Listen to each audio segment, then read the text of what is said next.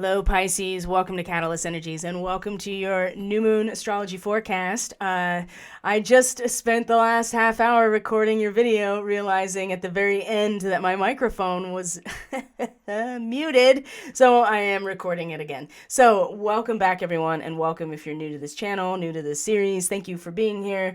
Thank you for subscribing, liking this content, sharing, and commenting. It helps the channel grow so much, and I appreciate it. Also, too, thank you to my subscribers on Subscribestar. You keep the wheels running on this thing, on this astrological bus. So Pisces rising, Pisces moon, Pisces sun. We are going to be looking at the new moon in Aquarius, which is your 12th house, which is a familiar territory for the Pisces, and leading up to the full moon in Leo on the 16th of February. So if you've been following my channel at all, you know that mid-February, we've been talking about this for a long time. I talked about it at the beginning of the eclipse season, which was in November. I talked about it in other reports earlier. I feel like I've been talking about this time since last spring, actively. Like, okay, this is going to be a time that something is going to break loose. And when we see the full moon chart, you'll see exactly what I'm talking about. So, new moon in Aquarius for Pisces is in the 12th house. We have Saturn involved too. So, this is a territory that the Pisces person is familiar with because this is the Pisces house. This is the end of the road. This is the house of isolation. Sometimes it's about bondage and frustration because it's really when we reach the very end, right? We reach the judgment day. We reach the pearly gates. We go back to source, and everything that has transpired individually and socially and spiritually all comes to return back to from where it came from in the 12th house. And so the types of things that exist here in terms of areas of life can be about isolation through some sort of confinement. It could be spiritual cleaning of house, right? It could be unconscious issues being dealt with. It could have to do with past life karma, multidimensional experiences, the astral, the morphogenetic field, the Akashic records, and truly just surrendering back to God and source. This is the 12th house. And so this is a place that the Pisces person is familiar with and knows all about. And so to have the new moon here, have Saturn here along with it, is not only providing some sort of anchor, or it's certainly binding and limiting with your Saturn here, but also providing and secure and a sense of authority and that which you will not pass. And so it is like a ticking clock. And so you don't have an impact on that. So it depends on what type of social environment as a whole that you're part of that this is going to be expressed. Now with the new moon here, this is the opportunity for all of us to grow and to develop ourselves like a fine-tuned instrument, like a barometer, to be able to measure the changes. And for Pisces, it's specifically to be able to measure the shifts and pressure in the transcendental, in the woo, in the Akashic field, in the morphogenetic field, right, in the collective unconscious, so that when you are able to when you can be in harmony with the whole, right, the ecosystem, to understand and feel its energy and how it moves, either humanity, either a natural ecosystem, right, a hive, right. This is a way to think about Aquarius as a whole, that it all moves with its own consciousness, but it's made up of all of these individual nodes. Your job right now, Pisces, I would say, in terms of this new moon, is setting intention to develop within yourself the capacity to measure this change in pressure. You do have Saturn here, so it's giving you a sense of authority and structure, also in an area that really has no structure or form, right? Because you're returning back to the source. And so this, I think, is kind of an anchor and into the end long-standing machinery and instrumentation. And now you as a consciousness, the sun and the moon coming together, developing the capacity to measure the changes, to make reasonable forecasts in order to store the right amount of energy for what you need. in a spiritual way. Pisces, quite honestly, for all the signs for this report, you really just have to be yourself, your authentic self. And you have two rulers of Pisces in your first house right now, Neptune and Jupiter now. So I think since Jupiter's come into Pisces, depending on where your first house cusp is, you may have found there's some meaning now to you as a person, being the Pisces, being the empath, being the healer, being the dreamer, being the artist, right? Being the all of the Piscean things, right? Being the forgiving, compassionate Christ type of avatar, right? You're very sacrificing in a lot of ways and very feeling, right? It's all feeling. So you just need to be yourself. And what I'm going to show you is that being able to measure the spiritual and collective unconscious shifts in the environment is going to then culminate at this full moon in your sixth house in Leo, showing if you and your vessel as a person, right, your daily life, your practices, your routines, your habits, your healing protocol, your self-care, all of these things, if that is able to hold the full potential of and certainly your sensitivity, because it's going to be a full moon, so you're really going to feel it in this area. And again, this is something that the Pisces person can surrender to themselves just as easily as surrendering to the flow. And being able to measure the changes in this area is going to ultimately allow for you to make the necessary adjustments in order to be able to hold what will be a very overwhelming and potentially very exciting sensitivity to all of our potential. So that is, Uranus is a big part of this conversation because the new moon is in a square to Uranus.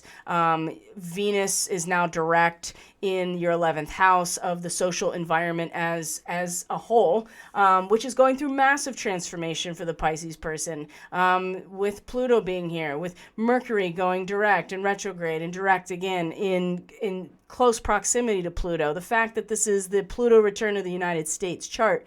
Venus is now direct. This is a very mature grandmother, patient, very deep crone wisdom, and she's ready to listen and ready to really understand the mechanisms and use her sensitivity to get into the workings, the inner workings of the social environment as a whole, humanity as a whole. So she is in opposition to Lilith over here. There's connections to Uranus, who rules Aquarius. So the instability for the Pisces person, and soon to be the real focus at a soul level with the North Node here in Taurus, is the realm of ideas and the mind. And I think Pisces, you've been dealing with this instability, but also this innovation and this potential for a quantum patterning in terms of the mental sphere, revolutionary ideas, outside of the box thinking, right? But also very restless in the mind. But it's been for the process of the awakening for everybody, but for the Pisces person, it has been in what your knowledge base, your empirical reasoning, logic, your communication with people on a daily basis, right? The function of your nervous system, very restless, but also it's always Uranus that's triggering transformation. And now that the North Node is in this area for you, Pisces, the soul growth is in the area of natural fulfillment of fertility and patience and strong heart chakra, all these Pleiadian traits now coming into the realm of your mind and your nervous system and the mental sphere. And so you're just really poised to revolutionize ideas and to really align with fifth density ideas and patterning. And again, it's really about just being yourself.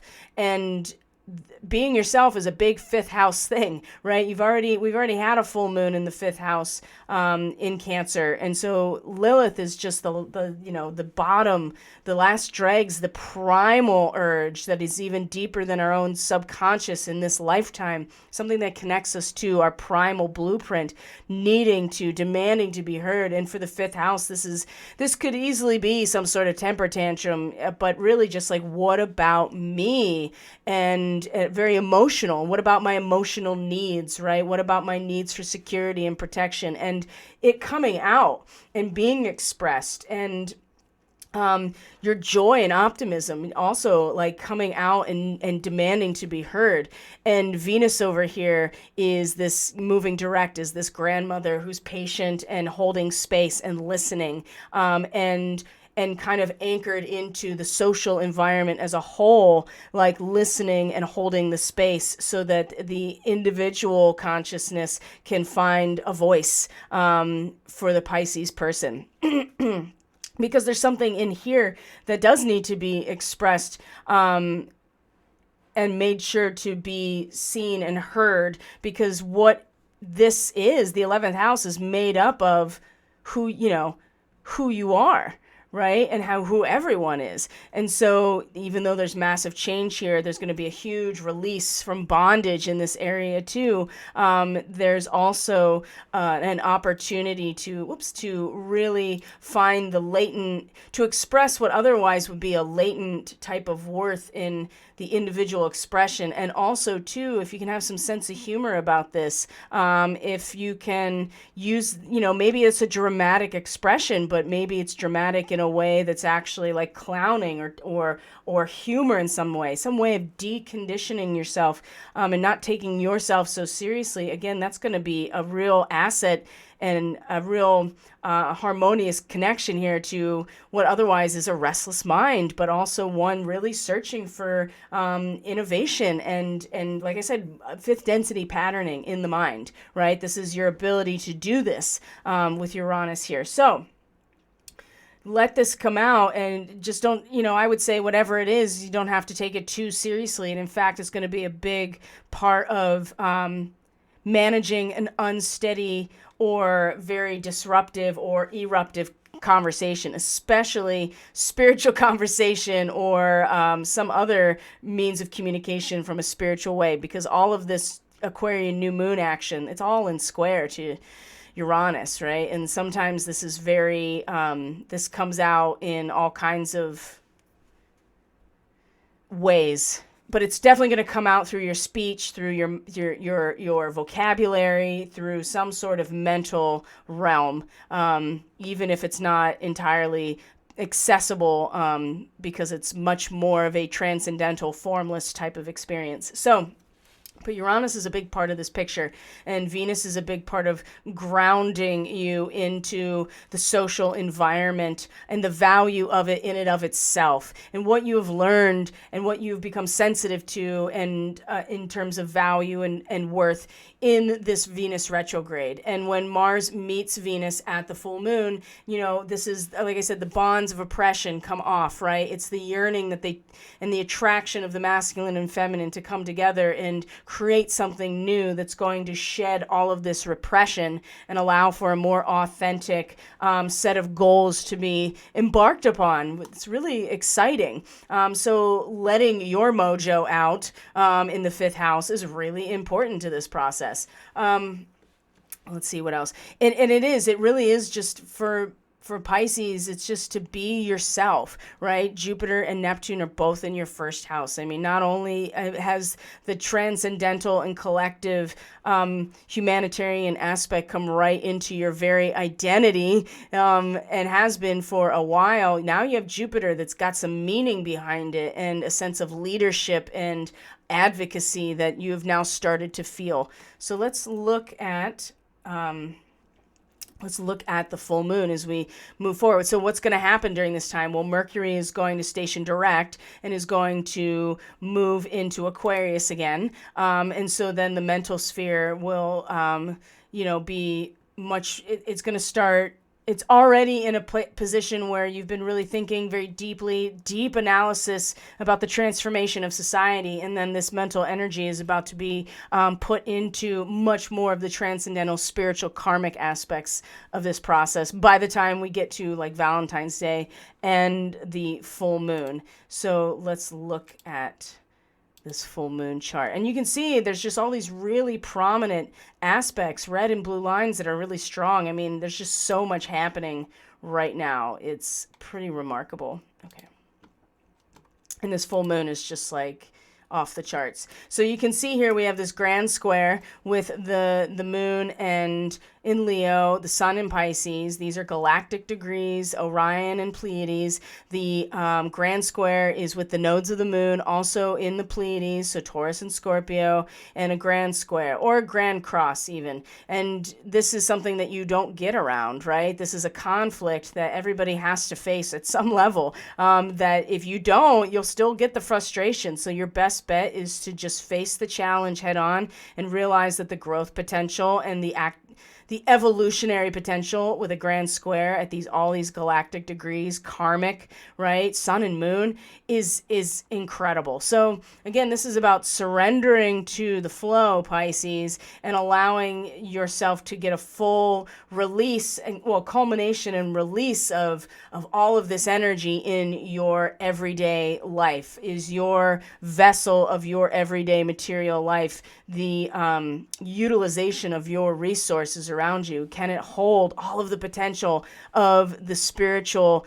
and transcendental collective that is much more karmic than even just, a sun in Aquarius at these degrees? This is the natal moon of the United States, right? This is the idea that not only can you measure and track changes in the social environment, but you can prepare to survive in the face of what you know is coming.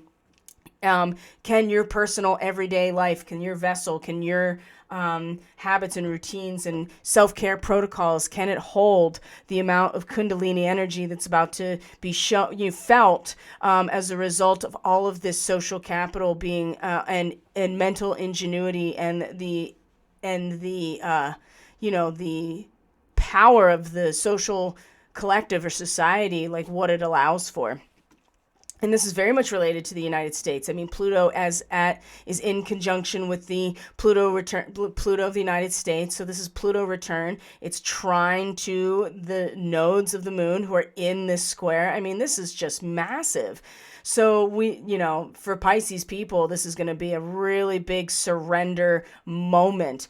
But and knowing that society is about to go through a massive destructive moment that is very karmically balanced with what's right in front of you, right? The third house and the changes in ideas, right? And the changes in concepts.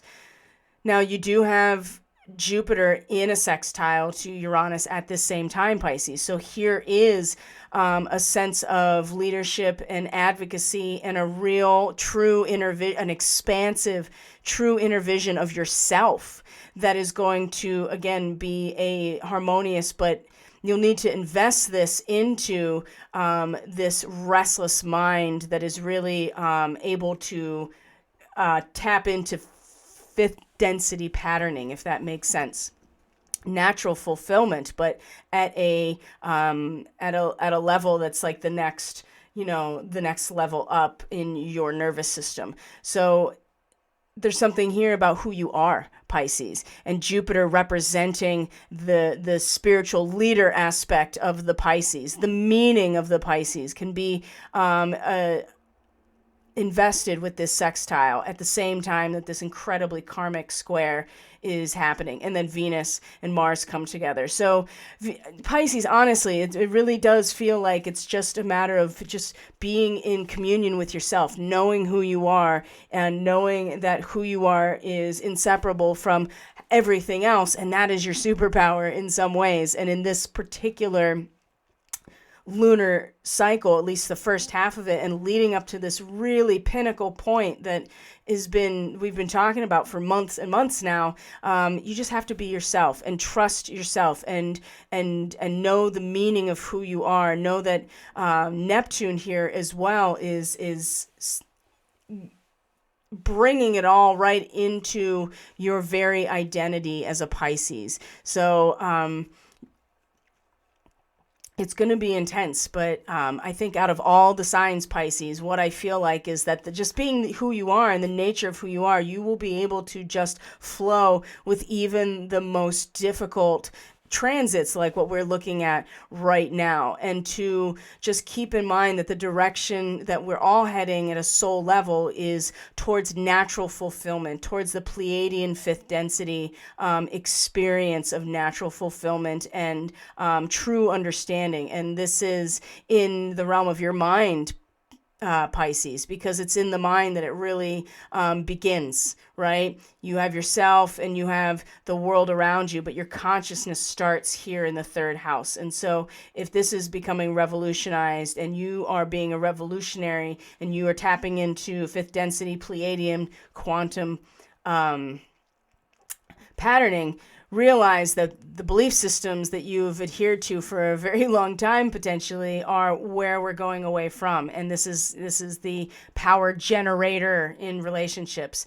And this, I think, is going to be one of your bigger sticking points, because this is Chiron is part of this conversation during this time, just because it's going to be in a square to Mars at one point. And this is your resources and the inherent value of the world around you is where you get stuck, right? This is where the wounds of the healer, right? These are the victim narrative, victim savior narrative that comes out. This is our inner child, and our PTSD and the triggers is all in the area of your actual assets. And so